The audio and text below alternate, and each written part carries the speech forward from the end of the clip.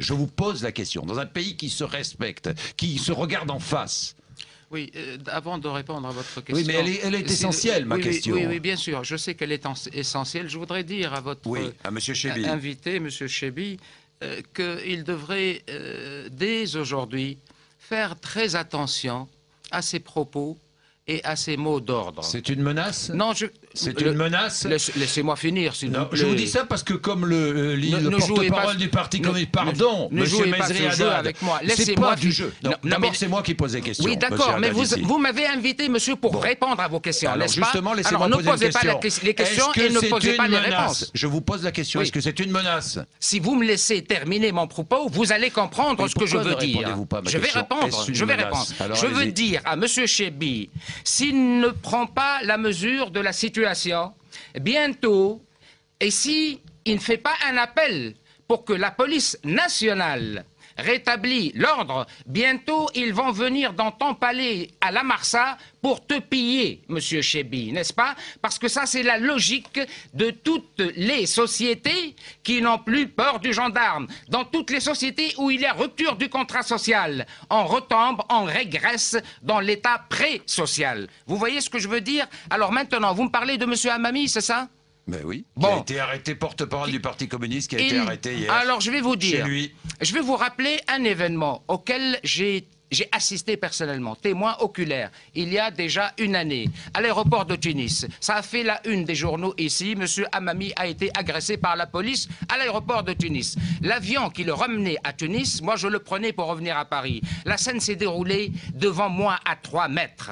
Ça a été une intox majeure. Ça a été un mensonge éhonté. Bon, il n'est pas arrêté, il est arrêté ou pas? Je vais vous dire, monsieur... Est-ce qu'il est arrêté ou pas? Je vous promets que monsieur Hamami, comme il le fait d'habitude, Hamami, c'est un peu l'imam occulté, n'est-ce pas? On va oublier monsieur Hamami. C'est l'imam occulté. Nous avons vu sur AMC... Mais vous savez pourquoi?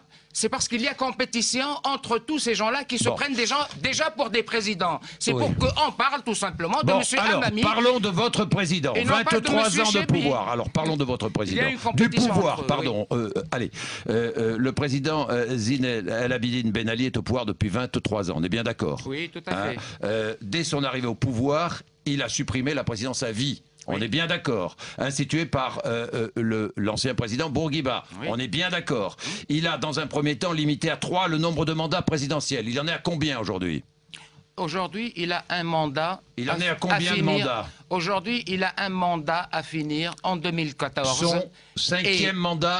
Et aujourd'hui, et depuis 87. Son 5e mandat. Et depuis 87, monsieur, depuis 87, Ben Ali a fait beaucoup pour ce pays.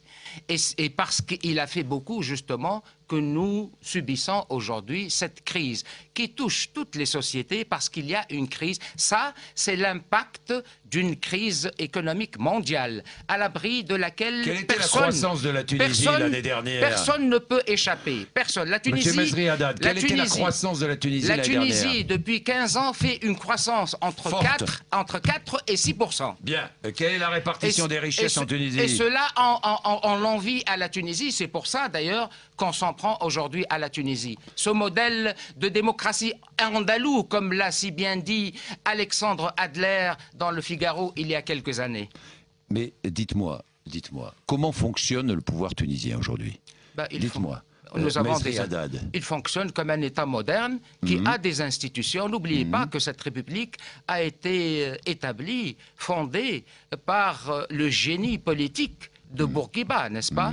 Ben Ali est le digne successeur de Bourguiba. Ben Ali a sauvé la Tunisie en 87 justement des hordes fanatisées et des intégristes. Parce que c'est les intégristes qui devaient renverser Bourguiba et c'est le président Ben Ali qui, par patriotisme, a sauvé la Tunisie de ces intégristes. Je repose ma question. Pourquoi, dans un pays qui se regarde en face, qui peut se regarder en face, la police tire-t-elle à balles réelles sur des manifestations jeunes, sur des manifestants jeunes ou moins jeunes? Et tue?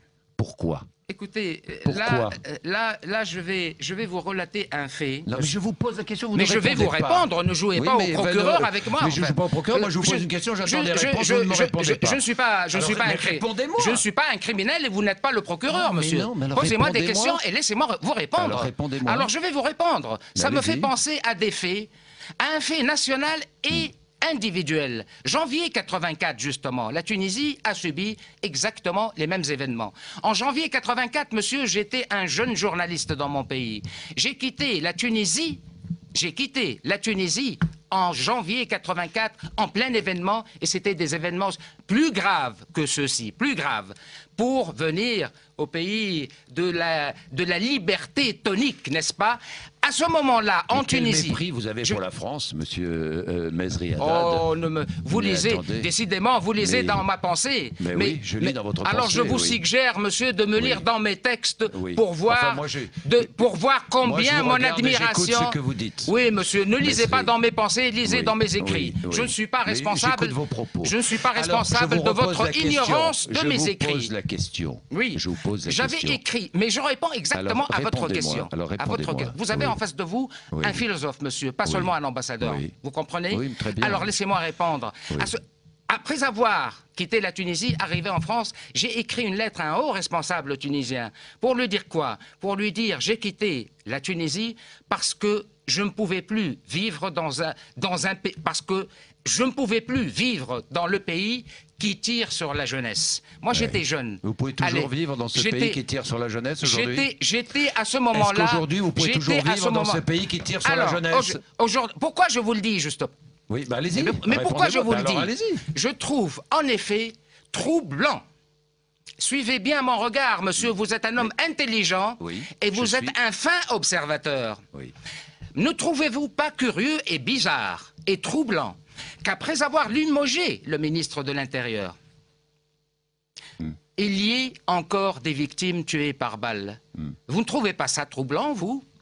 Vous ne savez pas qui est ministre de l'Intérieur aujourd'hui, monsieur? Vous ne connaissez pas son parcours, je vais vous le dire. C'est un grand militant des droits de l'homme. C'est un haut diplômé des pans et chaussées de Paris. C'est un démocrate résolu. C'est un humaniste absolu. Vous ne trouvez pas bizarre? Au service d'un pouvoir absolu. Vous ne trouvez pas, monsieur, bizarre que l'on continue à déplorer des morts par balle? Je ne trouve pas ça bizarre, je trouve ça déplorable. C'est pas mon jugement, je vous pose la question. Dans un pays qui se dit démocratique, dans un pays qui se dit vivant, dans un pays qui se dit moderne, on ne tire pas sur la foule. Non, un pays moderne, un pays semi-démocratique. Vous dites démocratique. Nous sommes une démocratie qui se construit graduellement. Et c'est ce que fait Ben Ali. Ne vous en déplaise. Dernière question, Mezri Haddad. Non, moi je... Dernière question, est-ce que Ben Ali doit quitter le pouvoir ou pas? Non. Surtout pas. Ben Ali doit se maintenir au pouvoir parce que quoi qu'il arrive, parce que c'est le pays qui est menacé par les hordes fanatiques et les néo-bolcheviques qui sont leurs alliés stratégiques. Merci Mezri Haddad, ambassadeur de Tunisie auprès de l'UNESCO. Merci d'être venu nous voir. Vous avez eu la parole. Et la prochaine fois, laissez-moi répondre. Comment? Mais je vous laisse répondre. Je vous remercie en tout cas vivement de m'avoir invité.